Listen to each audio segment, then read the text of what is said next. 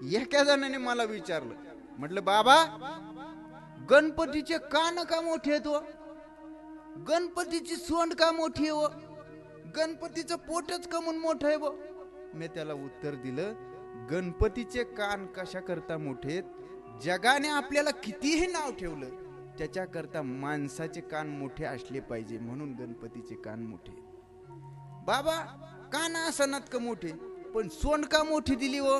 सोंड याच्या करता हे माणसाच्या जीवनामध्ये कितीही माणसाचा श्वास कोंडला, संकटाने कितीही माणसाचा श्वास कोंडला, तर तो श्वास घेण्याकरता माणसाची सोंड लांब असली पाहिजे, म्हणून गणपतीची सोंड लांब आहे.